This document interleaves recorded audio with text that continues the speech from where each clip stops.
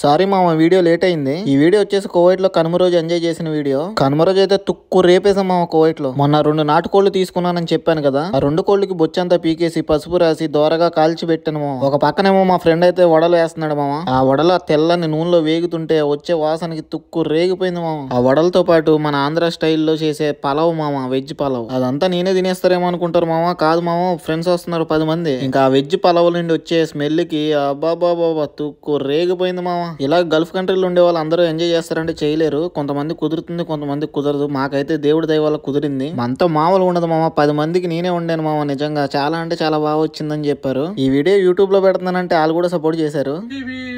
Very good party. దొరికాడు దొరికాడు దొరికాడు దొంగ.